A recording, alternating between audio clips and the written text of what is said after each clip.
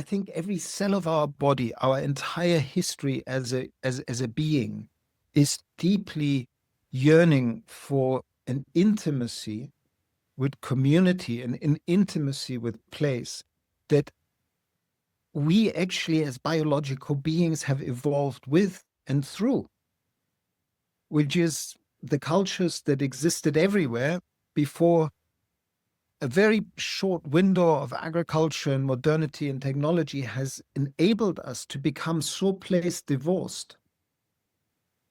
As part of the process of becoming divorced from nature as being us rather than something to be exploiting, that it's only through the portal of place that we can even begin to understand what we're missing.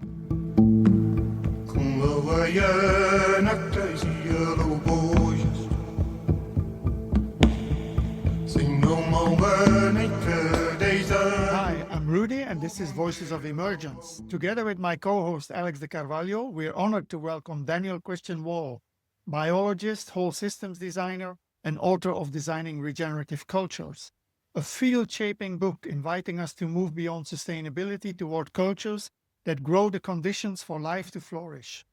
Daniel's path weaves biology, holistic science at Schumacher College, and a PhD in design for human and planetary health into decades of advising communities, companies, and regions on regeneration, salutogenic design, and bioregional futures. Daniel lives with his wife and daughter on Mallorca and works internationally as an educator, activist, and consultant, where he takes care of a regenerative food forest, research site, and works with local NGOs on bioregional regeneration. Welcome, Daniel. Thank you for inviting me. Lovely to see you again, Rudy, and nice to meet you, Alex. Yeah, lovely to see you. It's been a while.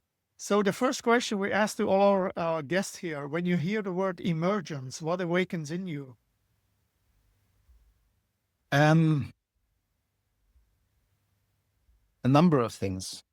On the one hand, a slide of how much has this term been used as a platitude, but at the same time, like I had this, as you mentioned, I had the amazing opportunity in the Masters in Holistic Science at Schumacher College to study with Professor Brian Goodwin, who,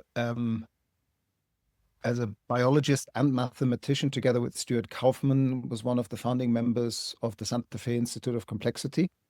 And so I actually happened to have learned about emergence from the horse's mouth, so to speak, from the people that developed this concept. And in a simple way, it's when we speak about holism as the whole being more than the simple sum of its parts. So there is no additive explanation of what a totality can do by understanding all the parts. Then we're talking about all the emergent properties of that whole that aren't predictable from just looking at the parts. So emergence is actually at the heart of the holistic participatory worldview and the complexity worldview, which breaks with the scientific tradition of there being a world out there that we can objectively determine, instead of us being conscious participants in a process that is fundamentally unpredictable and uncontrollable because it is a complex system, and precisely because there are emergent properties. And the platitude thing that I alluded to in the beginning is that you get these uneducated statements like emergence will save us. And I mean, that's just basically a complex dynamic system will have surprising properties that emerge out of the relationality between everybody participating in the co-creation and regeneration and transformation of that system. And it's precisely whether we participate in a way that our participation creates positive emergence, so increased health, wholeness, thriving for all of it, resilience in the system, or whether we participate in a way that we extract from the system and we degenerate the richness of it and we degenerate the level of connectivity of it. And eventually it breaks down and we die because we sawn off the branch that we were sitting on. So that's a very long answer to say emergence is at the heart of it, if we understand it the right way. Daniel, thank you. In your path, was there a point where you found sustainability, and then after sustainability, you went into regeneration? Is that something that happened? And what was about regeneration that was like deeper than sustainability? See, it's an interesting one. I think it was more clarification of how, like it's often presented as this, oh, we were all working on sustainability and then we all finally understood that that wasn't enough and we needed to think about it in a different way, and regeneration is that way. And to some extent, maybe one of the sub-chapters in my book, which is also the kind of Medium post that I've got the most reads on, actually has this title, Sustainability is not enough, we need regenerative cultures, or something like that. And that frame, and it shows how sometimes frames can be dangerous, does present regeneration a little bit as the new kid on the block and sustainability as the old stuff that is not important anymore. And I think that that's really not what this is about. Like, there's a conversation on YouTube that I had with Bill Bauer, who made this really important distinction that sustainability is an outcome, and we haven't achieved that outcome yet. And we've had lots of discussions of how to achieve it. Regeneration is a process. And if we use those two things, then I would say that I've always, and I think there are lots of people in the field of sustainability, particularly the ones that are ecologically trained or systems trained or complexity trained or holistic science trained, those people had the ability, like, for example, the early people working on resilience as kind of socio-ecological systems, to understand the dynamism of the natural world being nested at different scales, having slow processes and fast processes, having phases of consolidation and phases of rigidity and phases of release and phases of innovation. All these things that we learn from the adaptive cycle and the panarchy, that anybody who had that dynamic understanding of the system that we were working with was actually, to my mind, working regeneratively in the field of sustainability. And it's precisely how do we fit our human patterns and the things we've created and the needs we believe we have into life's regenerative impulse, life's way of regenerating the capacity of life itself to thrive at these different scales. So for me, there was definitely a point when I read Bill Reed's article, Shifting Our Mental Models, that he, I think, wrote in 2009 or something, where he has that image that is also in my book, which again has the mistake of making things look a little bit like a stage model, and we go from this to this to this to this. But it is a useful model to go from business as usual to regeneration. And in that, the way he, particularly there's that one step, which is the reconciliatory step, where we go from not just trying to work with nature-inspired design, but nature is still another, and we get inspired, and then we build a technology that is apart from nature, but we actually flip our own participation in the system and the understanding that we are what we're looking at. We are life creating conditions conducive to life at our very best. That's how we survived as a species. That's how we evolved. We wouldn't be here if for the long part of our journey, we hadn't understood how to be regenerative participants in the ecosystems and bioregions from which we emerged. And so it's really all, do we now find a modern way of fitting at the right scale back into those patterns that are all around us, and not just in nature as other than human nature, but they're all around us in human nature, in every family, in the love of a father to the children, in the love of children to their parents, in community work, in social work. These are expressions of life's regenerative impulse around us, whether the people call it regenerative or not. It's like, let's not fall into this selling regenerative as the new thing because it's a nice way to then build a consultancy around it. I'll get off my soapbox. Thank you, Daniel. It's been almost a decade since you published your seminal, well, I call it the seminal book, Designing Regenerative Cultures. I think I bought it in 2018, and I cannot express enough my gratitude to you of bringing these ideas forward in your book, because since then I have learned to discover also and discovered regenerative cultures locally, like in Turkey and then Ibiza. And now I see, or I'm connected to regenerative communities all over the world.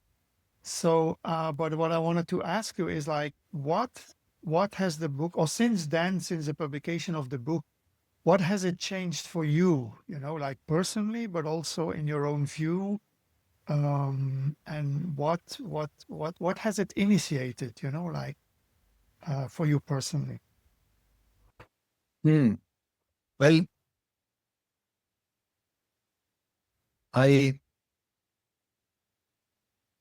in 2001, 2002, while I was studying at Schumacher College, partially inspired and drawn to go to that place in South Devon, where Satish Kumar had created this radical program bringing together deep ecology, holistic science, complexity theory, Goethean science. Goethe was a real visionary of a science of qualities that actually marries very well with the complexity worldview. And then having all these amazing teachers like Rupert Sheldrake and James Lovelock and Günther Pauli and Amory Lovins and Karl-Henrik Robert, and they were all coming through the place. And we, at that time, we were like a community of 30, 40 people eating together and cooking together.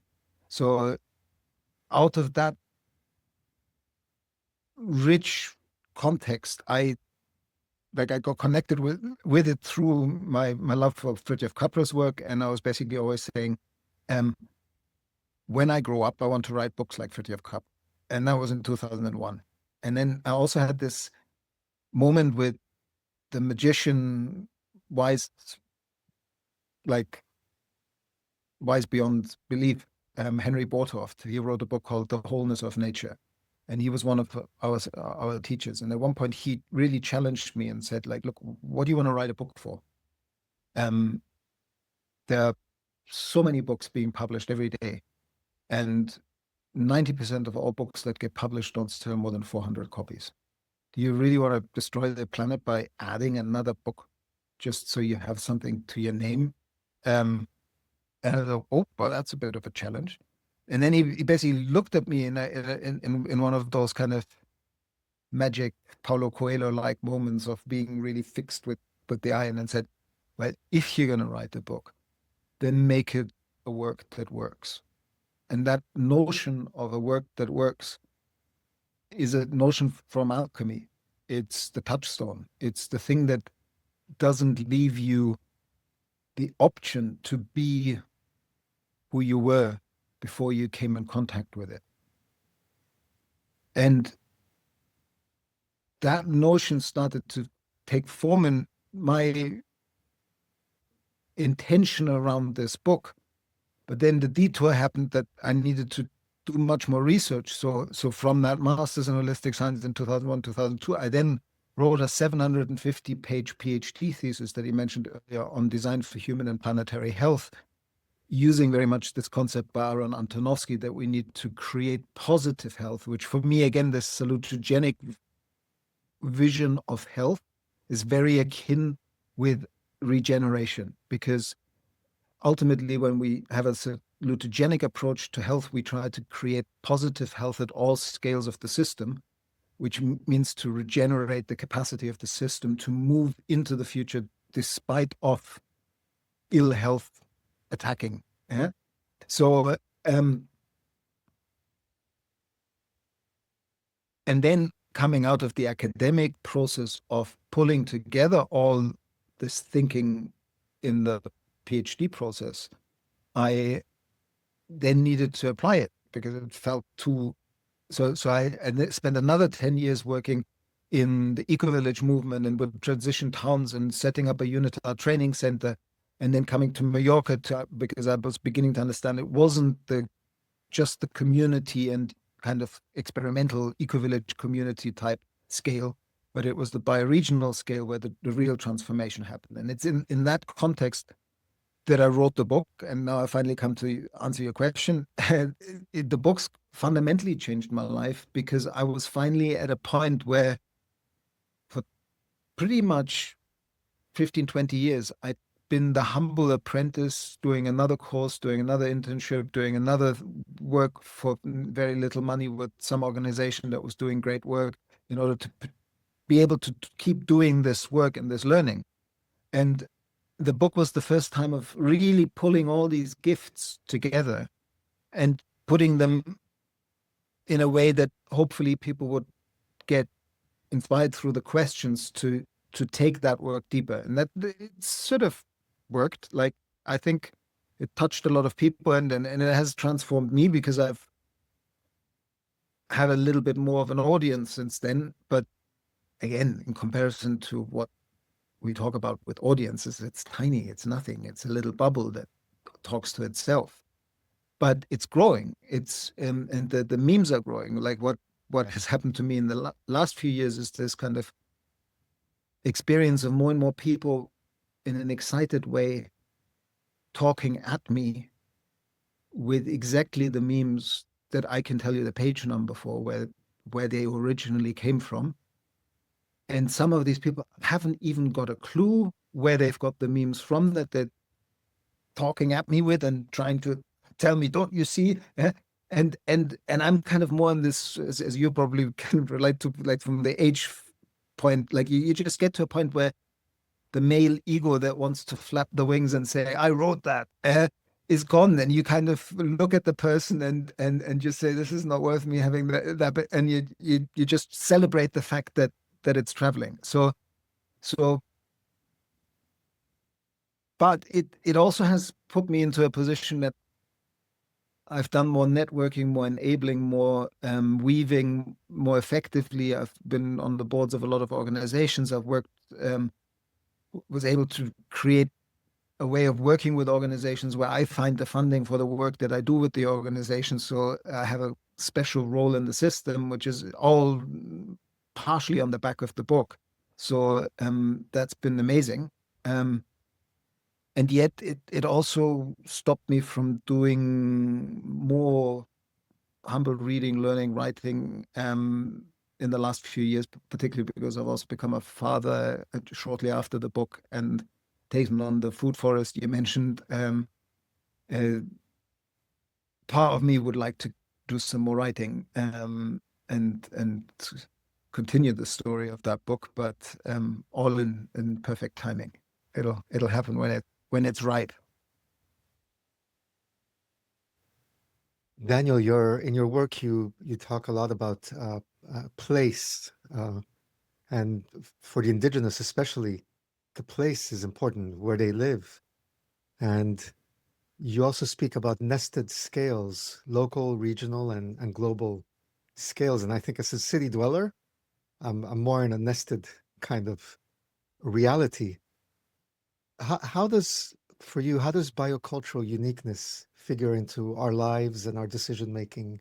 What is the role of place in today's society? I think that's a really deep question.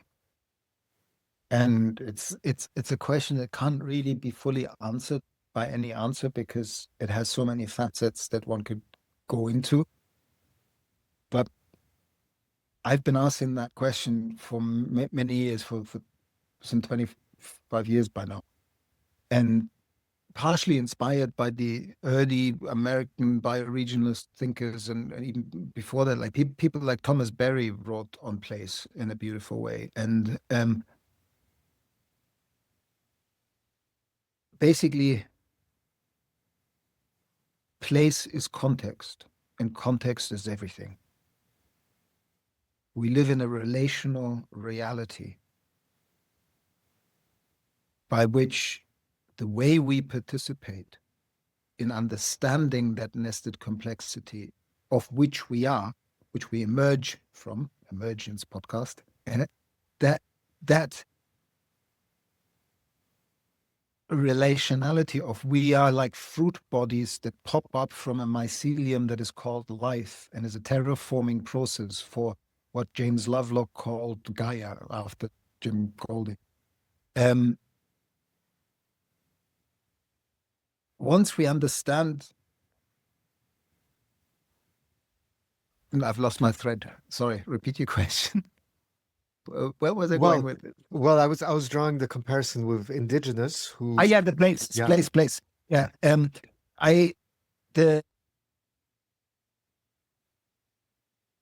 I think every cell of our body, our entire history as a being, is deeply yearning for an intimacy with community and an intimacy with place that we actually as biological beings have evolved with and through, which is the cultures that existed everywhere before a very short window of agriculture and modernity and technology has enabled us to become so place divorced as part of the process of becoming divorced from nature as being us rather than something to be exploiting, that it's only through the portal of place that we can even begin to understand what we're missing.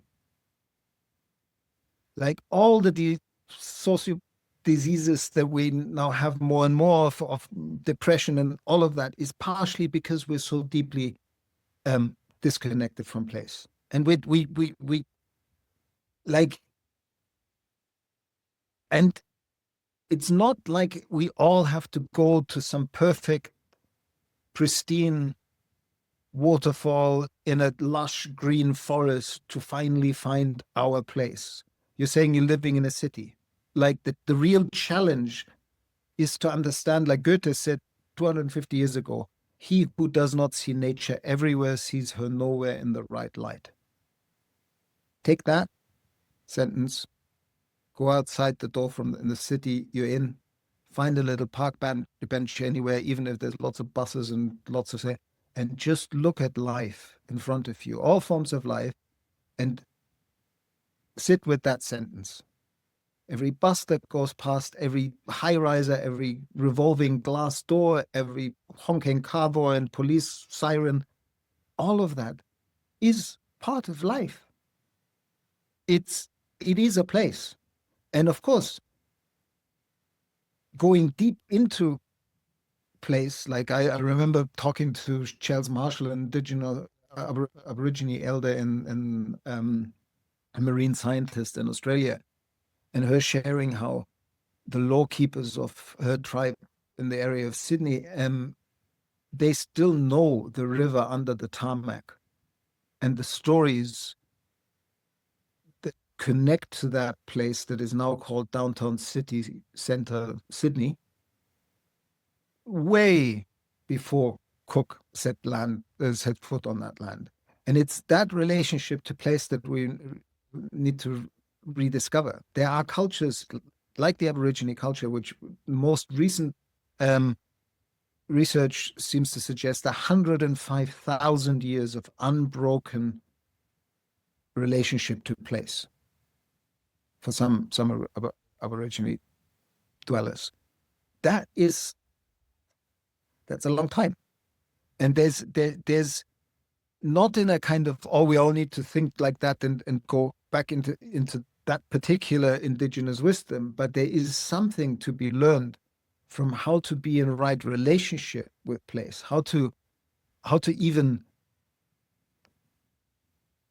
take seriously the responsibility of maintaining and taking forward generation by generation the story of place as part of the tool of cultural initiation, giving people a context, giving people a reason, giving people values, all of that. So place is at the absolute heart of all of it. Place is also the portal, how we can find back to it. Place is the place in the scale linking breathing way, not in a parochial, this is our place and we defend it against anybody who doesn't speak our dialect and our blah, blah, blah. Not in that way, but in a way of our shared love and caring and stewardship for this place is what unites us beyond all our differences. And I've seen this, and this is beginning to be the promise of the bioregional regeneration or bioregioning movement. In Catalonia, my friends Erika Zarate and Oscar Guzny, working through Resilience Earth and a number of other organizations, have managed to bring people together who are deeply fractured, pushed apart, polarized because of language, because of rich people coming in from Barcelona, because of different ethnicities and all of that, pushing on a territory that actually has a deep sense of place. And anger about what language are we going to have this meeting in and all of that. And simply by helping people through art, through joy, through listening, deep listening to each other, making people feel comfortable to see that everybody loved that place, suddenly dissolved the biggest cultural problem that Spanish society and many other societies have, which is like never the two shall meet left and right. That guy's from this side, this guy from that side. Like the polarization that we have in the political spectrum of left and right can actually be healed to a large extent in a shared love for place, for community resilience. And of course, there will be differences. But we can find the higher ground through a shared caring for place. So yes, big question, and that's only one facet. Beautiful, Daniel. So you're now based in Mallorca, or for a couple of years already, 15. and involved in regenerative food forest research site and several local NGOs working on bioregional regeneration. So how do these daily hands-on practices of care and collaboration inform your broader systemic and educational work? So what have you learned from living regeneration, not just theorizing about it? Well, I personally never bought into the false dualism of theory and practice, because it is just killing us. It's not a good frame to use because it polarizes people that should actually work together. And it's to some extent in my PhD work, yes, a PhD, so definitely theory. I worked with the notion of meta design. Meta design being we can either change the way we design light bulbs, or we design cars, or we design food systems or economic systems, and maybe we should do all that. But if we redesign the stories and the narratives we tell, the way we see ourselves, who we identify with as self, we design at the upstream end of that process. And that meta design happens always.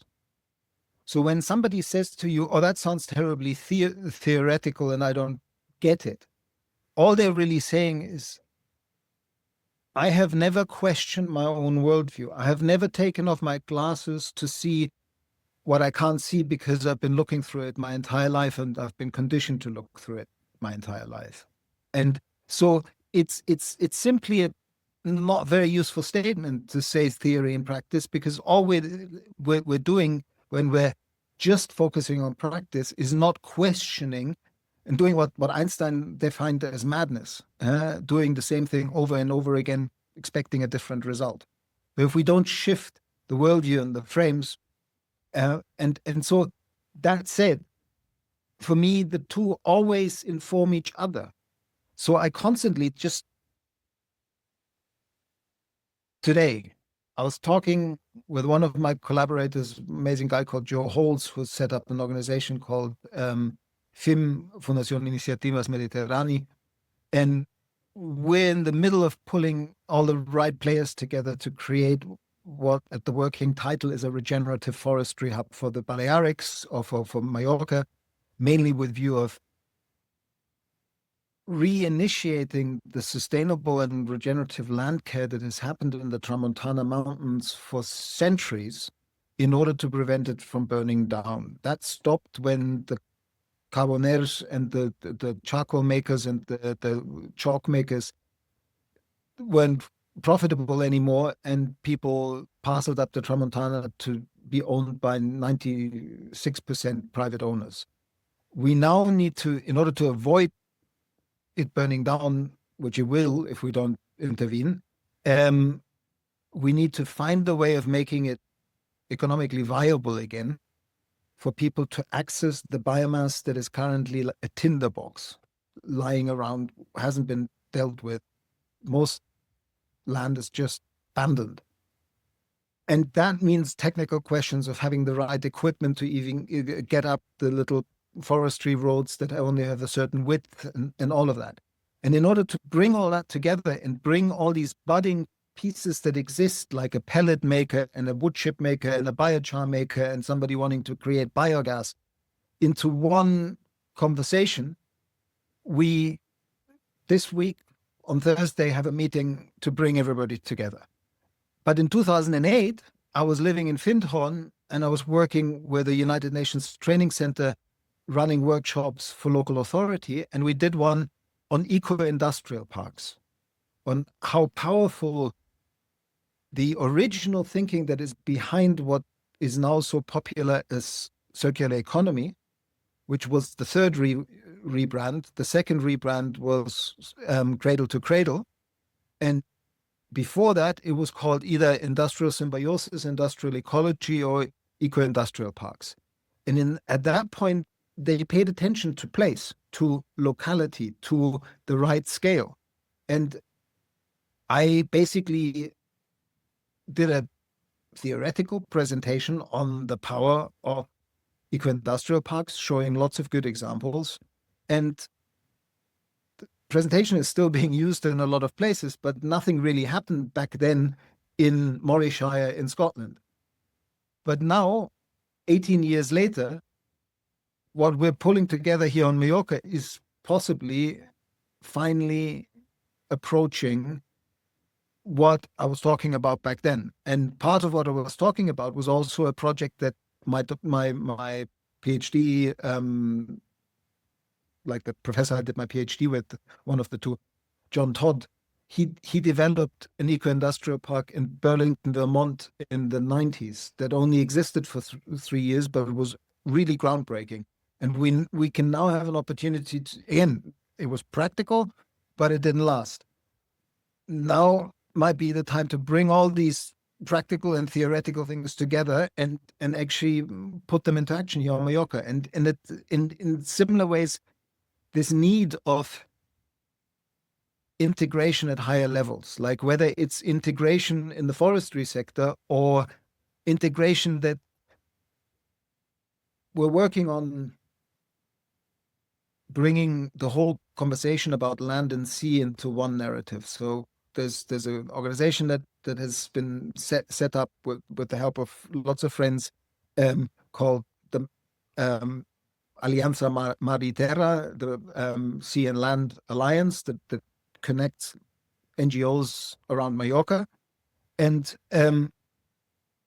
some of their members have their own budget for storytelling. But if we don't create a platform that brings all the storytelling into a relationship, then we're doubling up on everything. Everybody spends money for their little story, their little documentary, their little website, their little Instagram, and ultimately all this beautiful stuff gets produced and doesn't get enough exposure. But if we integrate it in such a way that we actually all produce our own stuff, but we coordinate it and bring it into one platform that ultimately has one objective, making people fall in love with their place again through seeing what's happening there, like through the voices of those who care, through those who give voice to science in a heartfelt way, like geologists telling about the larger story of how these islands form, and anthropologists telling about the prehistory of these islands, but at the same time, people talking about what they're doing in their different NGOs. So people can both fall in love with what still is the beauty and the regenerative impulse everywhere, both in the natural form, but also in the human form, to see that there are actually so many human beings that do care, that we stop this ridiculous narrative that nobody cares, that everybody's phlegmatic, that everybody's just looking out for themselves and stuff. If we keep repeating that and don't create an alternative that people can get excited about, then that's what we get. That's part of being participants in a complex dynamic system. You co-create it. Yeah, what I get from you is that there's there's like a deep consciousness between, or like a deep relationship between self, community, and ecosystem. You know, you find yourself embodied within your community and within your ecosystem, and there's a story around that. And for example, I went to Ibiza last year for the first time. I have some friends there, and people were telling stories about Ibiza, about the place, about the land, and even mythical stories like Atlantis is just off the coast. You know, that's where it is, you know, with such conviction and also pride. And it's like a local folklore that Atlantis is right there. And, you know, the Aborigines, as you were saying, or the indigenous, they talk about the land. What I find is that modern society is so much about metrics and measurement, and it's extractive. Even like with carbon credits, each tree has a number, each tree has a sensor, you know? It's all about measuring everything precisely. And AI is going to accelerate that. So do you feel digital tools can serve bioregions, or are digital tools, will they be used to centralize and to extract even more?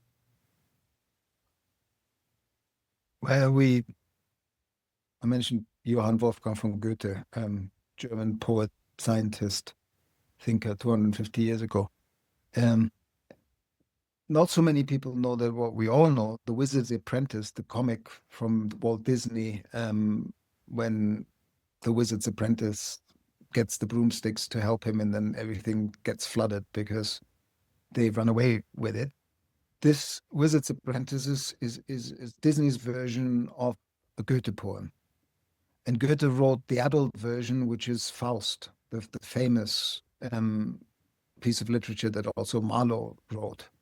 And the same thing exists in the Torah with the Golem. The same thing exists in Mary Shelley Frankenstein. We over and over have used art and poetry and those things to warn us of what happens when masters become servants. And of course, all these technologies have wonderful uses. I mean, our friend Rudy wouldn't be with us here if they didn't exist, those technologies. We talked about it before we went live. So let's all celebrate what technology can do. But because what we were talking about earlier, there's so many people who never take off their glasses. And these people are powerfully resourced people. They run massive companies. They dismantled government departments just recently. People completely and utterly obsessed with one narrative, one story that is centrally around technology being the way that we can solve all our problems. And what they're not doing, what they're never taking down is, what is the shadow of that? And the shadow is massive. The shadow we talked about when we said we have no connection to a place, and therefore basically we are disembodied spirits in a world that has no connection to life and their fundamental basis. It's almost like we've been cast into this purgatory and we don't even realize it. Because and yes, then you get people in Ibiza, they all put white and dance around the fire and are super spiritual. And what is that? It's a kind of slightly confused way of searching something that we all had, which is a deep connection to place. And so we reinvent rituals and kind of Hollywood comes in and overdoes it, but all it is, like Rudy talking about men's groups earlier, like the men's groups everywhere, it's trying to reconnect. The same with women's groups, and at the same time, in each place, this reconnection still exists. There are people that are still carrying the ancient law, not law, but law. Like the Aborigines also play with this law and law. That it's the story of the place that gives us how to be in right relationship with the place. And through that, the law gives us the law, the right relationship law. And so, yeah, for me, that of us trying to remember our ecological selves, that you are what you're capable of compassionately identifying with. And I think we're at the moment really confused of how we tell the story about evolution and how we mix that with the story about technological evolution. Nora Bateson is a great person to go deeper if you want to understand how deeply confused we are with regard to how we tell the evolutionary story. And that even all the things that in our kind of self-help and social environment and personal development movement, we've all heard about spiral dynamics and integral theory and Piaget and all of that. And we've all found these stage models useful to understand to some extent a landscape and a cartography of different perspectives. But Nora points out that in all of that, the danger is that we never really got rid of the kind of bad viruses that the early eugenicists put into the evolutionary story, which is you can improve it, you can build something better, there are things that are not fit for purpose, others are better, and you need to, and some will just fall by the wayside. This nature red in tooth and claw, this was just trying to justify Victorian England and then continue to justify the inequality we'd already created. And it created even more inequality, and it continues to create more inequality. So we have to really watch out, because Elon Musk and both techno crazy people are literally believing that, yeah, there's far too many of us, 10 billion, let's just have the cataclysm and have the rich survive, that the ones that have the technology. And I don't think that if that's the case, we will carry the law over that is our collective inheritance that the Kogi and the Yanomami and the Aborigines still hold. And I'm not saying let's go back to some indigenous idealized past. I'm saying there is something deeply necessary in what they hold that is ultimately so much bigger than anything that AI can offer. Our AI is going to be the next thing, and it is already right now, but natural intelligence, the sum total of all the information that's embedded in the qualitative dynamic web of relationships that has evolved over 3.8 billion years and has memory of the past and the future in it, to even have the audacity to think that a few bits and bytes created in the last 40, 50 years stored on deeply fragile hard drives, depending on technologies that are fragile and haven't been around for millennia, not even for millennia, let alone for millions of years. It's just ridiculous. The audacity and the green behind the ears, ridiculous technophilic bullshit that is behind our current bigging up of AI and bigging down of NI, of natural intelligence, just gives us a kind of leave center stage left in the evolutionary process path. But we should maybe remember what we know and become part of life again. And then we can have the conversation around how these technologies, in much smaller context, with careful paying attention to what shadows they bring, can be used to support regeneration. Okay, another soapbox to get down from. There was a great answer. Also, I see the same. I think it was Giles Hutchins who also mentioned it in a previous podcast interview that we're going through a huge rites of passage, with humanity now, because of the trauma that we have never looked at, and this collective trauma is accelerated by the algorithms. But what I see as something that is often overlooked is the notion that we are colonizers, or we have a past of colonizers. And that is also taken to the digital space by some of these tech bros now that are just colonizing the whole digital space. Yeah. And, which is a topic that is very sensitive, even in, progressive, environments and all that. As soon as you talk about decolonization or all of that, often the room gets very silent. And I have been in rooms, some, regenerative collective forums and circles with, where we talked about North-South relationships, which is again another separation, from the start. But what I found was that people from the global South are basically manipulated with a different mindset that we have, the Western world. They are manipulated with the ideas of the BRICS, but the BRICS now is mostly run by autocrats, without naming any names. But so the influence of technology is really so that, like when you have to sit in a group with people from the South, there's so much anger, there's so much frustration, there's so much, hate against us as colonizers that, that needs to come out somehow, and that cannot just come out digitally, I think. So that's why also we need to come together at some point, and why I also believe a lot in my personal work of holding circles, whether it's just with men or mixed or different, cultures and genders, it doesn't matter. It just brings us back to our humanity. But what I want to really briefly there, because I think this is really important and where our connect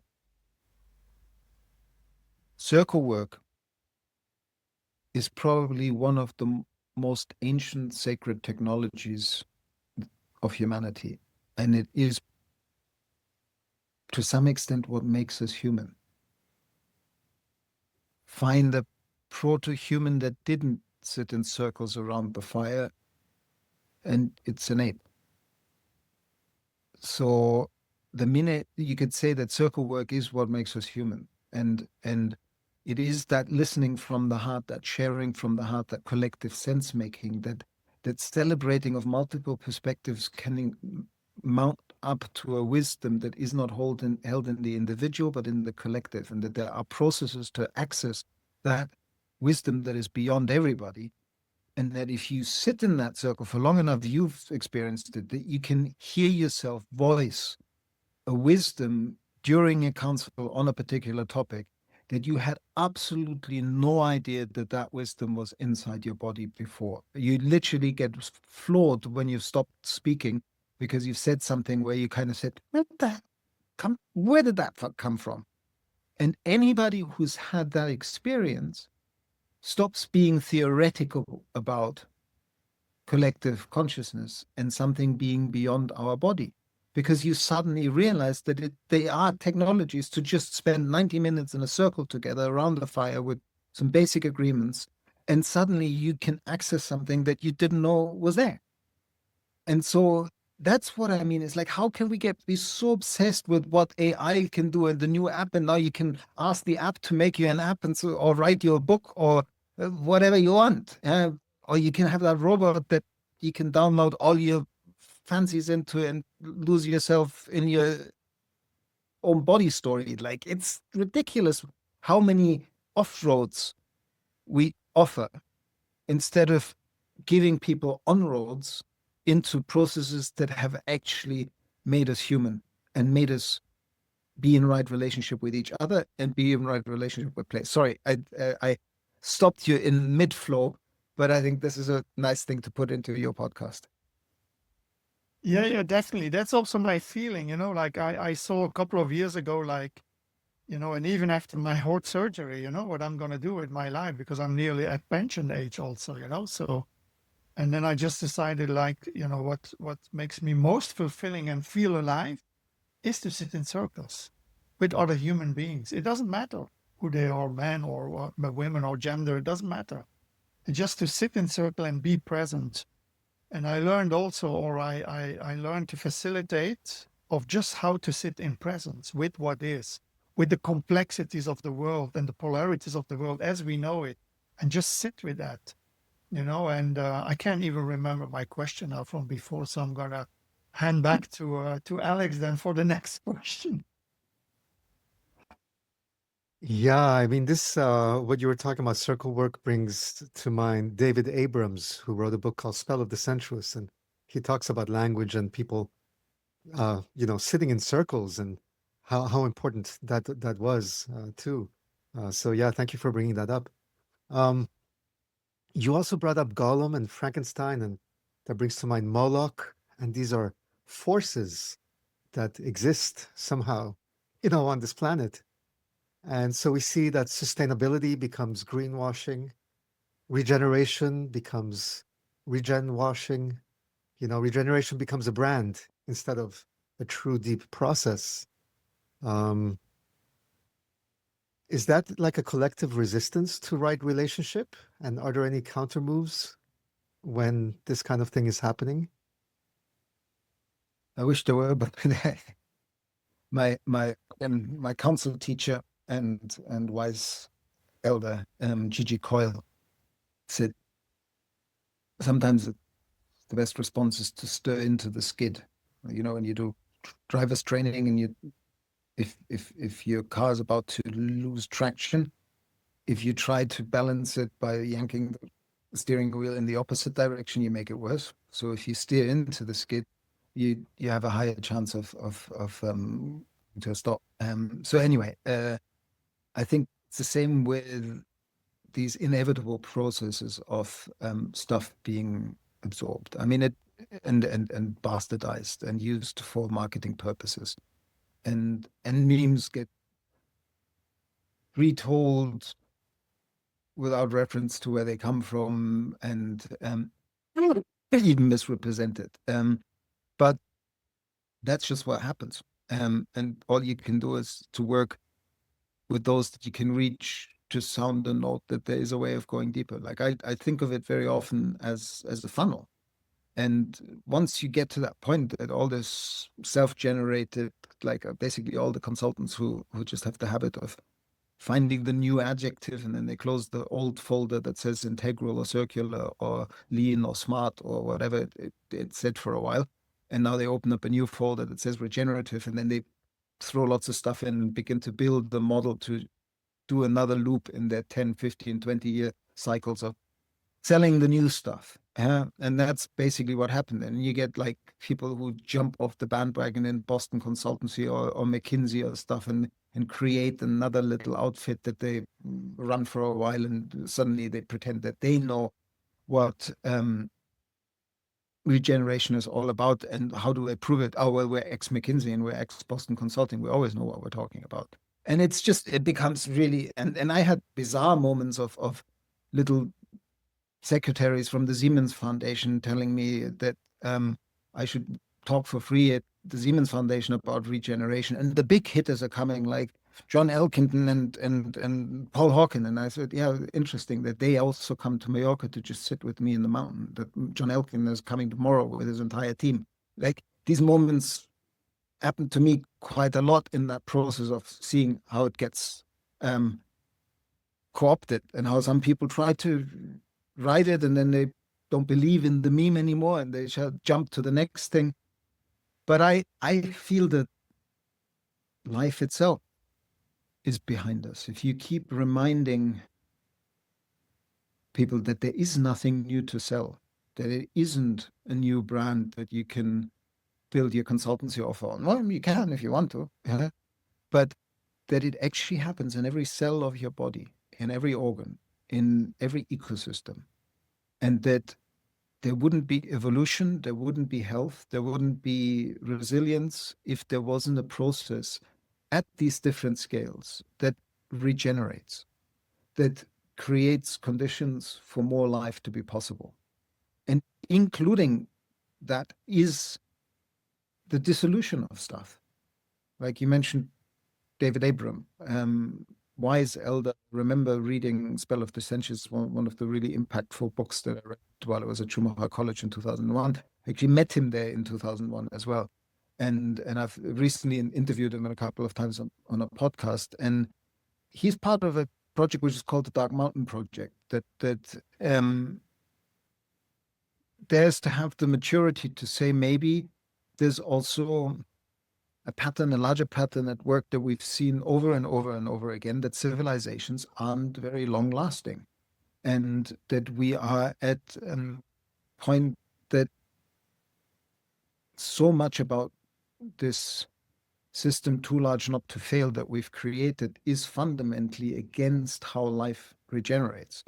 So some release of that, and in order for emergence to be possible at the right scales, because so much structure, so much energy, so much power, so much resources are held up in too concentrated places, is also part of the healing process. It's catastrophic, it's cataclysmic, but it's also transformative. And somehow, if we move onto that higher ground of identifying with the process of life itself, then even, and this is at the heart of our Western society and our fear of anything, the fear of death. Like if we, I just had the amazing experience of being up at Tvergestein, the hut that Arne Næss built in the 1930s, and spent 14 years writing all his work on deep ecology up on a mountain in Norway. And his insight that the ecological self is what, as we understand ecology, as we understand compassion and how things are related, as we move into that participatory relational worldview, what Einstein called our circles of compassions expand, and suddenly everything becomes part of, like what in the Vedanta is the seer and the seen are one. That what you're looking at is what you're looking out of. Once we understand our own participatory agency in life in that way, then both at the personal level as well as at the collective level, we can reach a maturity that we can let go of that need to identify with small story and begin to identify with large story, which is beyond the lifetime of a single body manifesting briefly, a fruit body popping up briefly. It's life continuing. And I think there, if we anchor the regenerative narrative in that deeper, relax, life will find a way. It always has. Then from that point, we don't need to say, bring on the cataclysm and it's over and humanity doesn't count and da, da, da. No, we can, from a very different place, build something that comes from a different energy. It doesn't come from the energy of having to perpetuate the stupidities that didn't work for the last 150 years, but it comes from letting go in order to let come, a capacity to say, if we align with life and really get out of our own cleverness and begin to also, like, the thing is, do we really need to? What I'm noticing right now is that the people who are using AI help are speeding up an already hyper sped up process for everybody else. Because if you can just train your own large language model with your own BS and make it write 15-page proposals for you, and then you can spend an hour cleaning it up, and you, after 3 hours, send in something that would have, a good skilled person would have had to do some research writing and would have had to sit 2 days on, 3 days on sometimes. The stuff at first reading has all the bells and whistles and sounds really logical. You actually have to read it really carefully to see where the logical disconnections are that have been created by somebody just polishing up what a machine has generated. And again, we're not questioning it, but we don't even have the time because nobody reads these fucking 15 pages. Whoops, sorry. People just glance over it, tell, oh, that sounds clever. I better keep that bit, because every now and then the AI does put 3 or 4 ideas together in a way that just, boom, nails it. Like I have had moments where I was like, oh, like a friend of mine used some of my material and then had an AI write an article about it. There was one sentence that was just so good that I found it really hard to not take on in my own writing. And I feel bad about it because I always say that's not kind of right with the AI. But the sentence that health starts in the compost and not in the lab was just simply too good and too aligned with what I've been saying for lots of years. And it was an AI summary of something I was trying to say. But yeah, so I'm saying these machines can do interesting things, but they can also fool us that the structure that they create, which is a mental tram tracking, a kind of almost not giving you the freedom to really think it up yourself collectively and create that magic juice that happens when we sit in council, when the collective co-creates. Yeah? So we need to watch out that AI isn't just going to dumb us down even further. I mean, I feel sorry for all the people who have to educate the next generation where they're all using AI to write their essays and their homework, and what the... Sometimes I wish we'd just pull the plug. Yeah, Daniel, that brings me to, probably the last question. I want to be respectful of your time. You have a daughter also, and you talk about, education and how do we educate, like, so if regeneration is about cultivating the conditions for life to thrive, what might that mean for education itself? Like, how would a truly regenerative curriculum from primary school to higher education differ from our current systems of instruction? And I know your daughter is probably going, I don't know which school, but there are some local options, or that can be very diverse, from public school to, perhaps Steiner or Montessori or other ways. So what are the systems that you are looking at, or do you see any new systems actually being designed for our children right now, like from a regenerative perspective?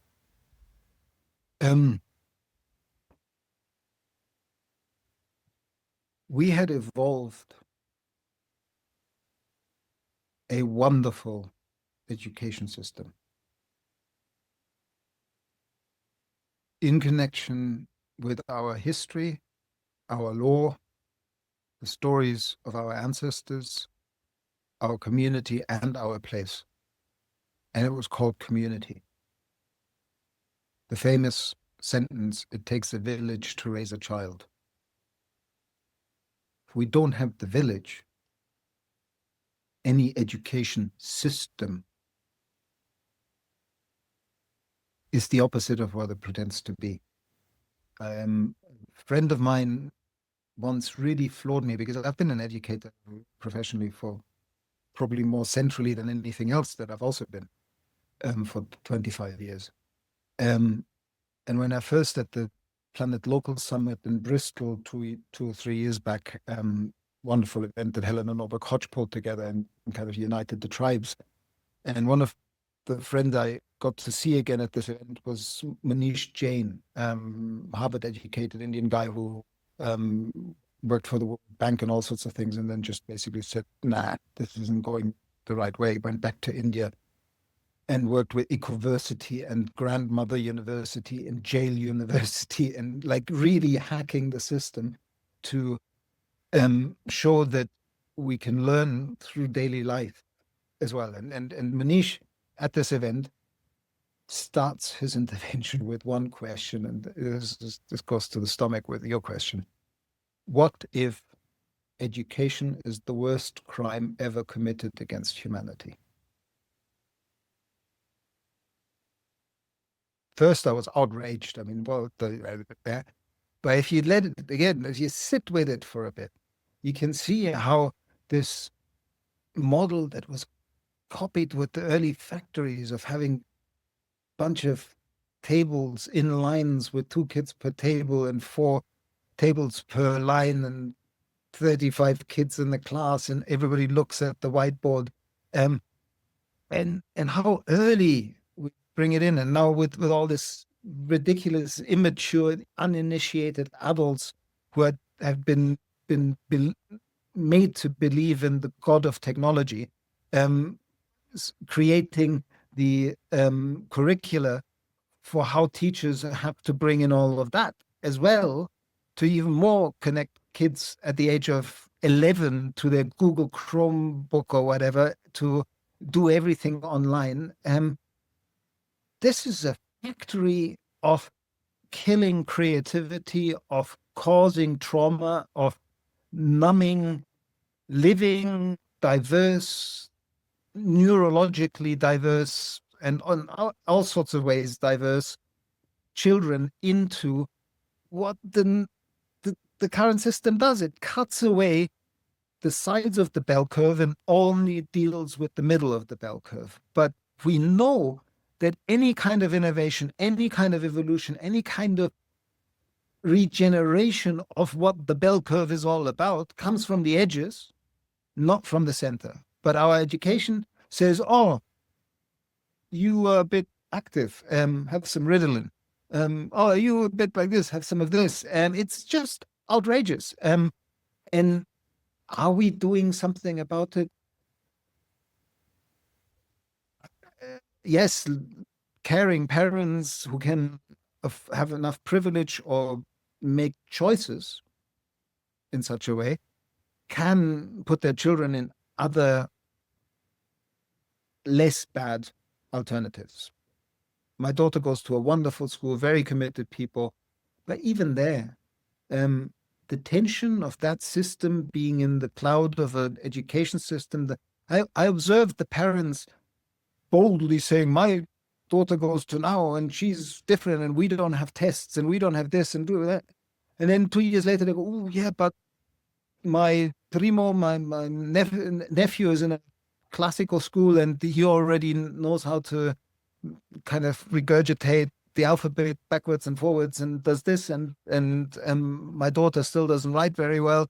Maybe now isn't the right place. Maybe we need to go to the other system. It's like we are all trapped in what we even think education will produce, numeracy and literacy and like all this jumping through ropes, like with ridiculously antiquated university systems that have no real incentive to change, where at least Belgium, Netherlands, England are a little bit more dynamic, but like Germany and Spain, France, it's really set like you have to start with Adam and Eve and learn by heart all the mistakes that have been repeated for the last 40 years before you can even do your research. And by then you've repeated mistakes so many times that you have no ounce of creative thinking left in your body.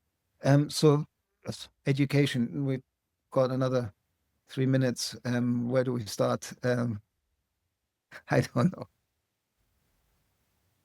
Thank you for that, Daniel. So I think it was 5 years ago or something that we connected or in the chat with Douglas Rushkoff at the time. And perhaps it's going to be another 5 years before we, chat in a podcast again. So what is the seed that you want to plant or that you want to leave, for the coming years for, let's say, younger generation?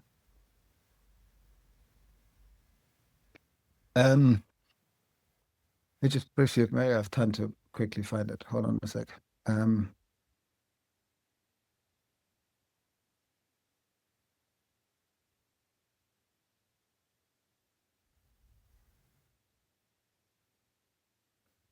All right. Yeah, there it is. This was written some 35 years ago by one of the poet laureates of the bioregional movement, Gary Snyder, was actually immortalized in the Dharma Bums by Jack Kerouac as one of the characters. And it's a poem. He asked what to leave for the children. This reminded me of it's less something to leave, but a kind of inspiration of how to travel.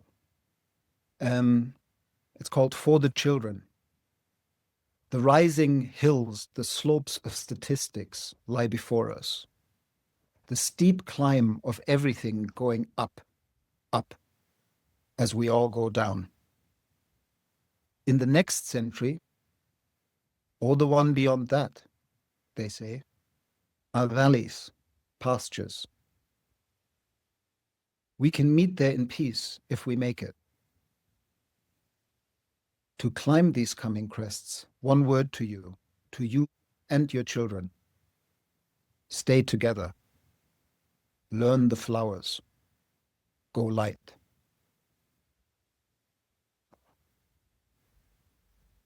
Yeah.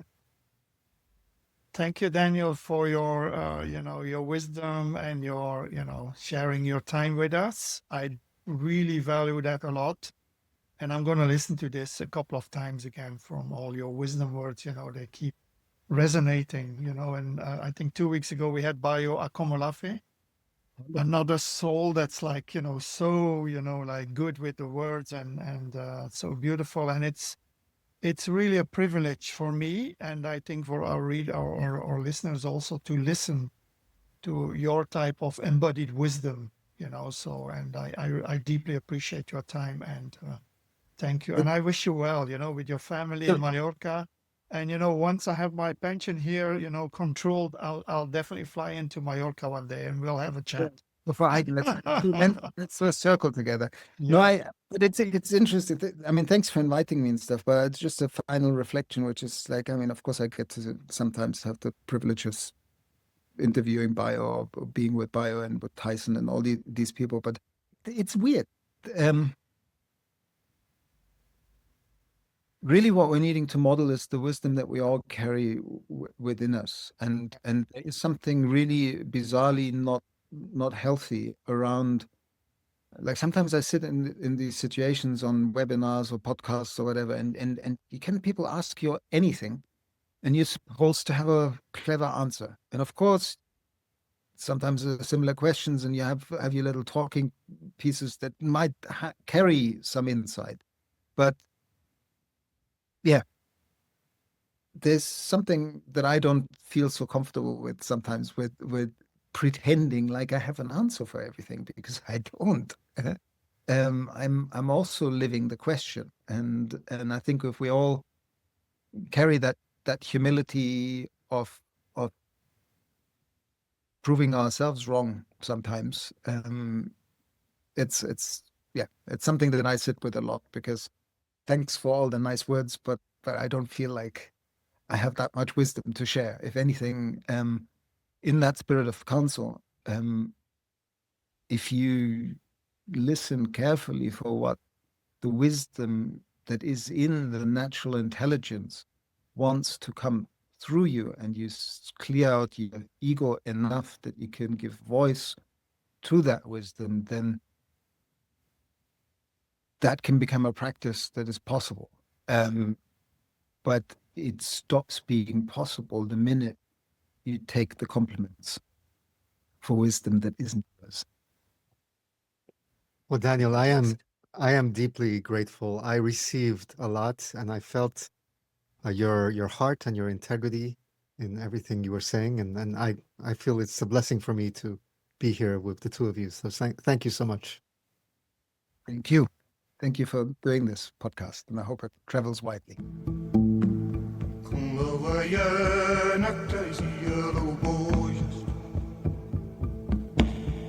Sing no more naked days are you,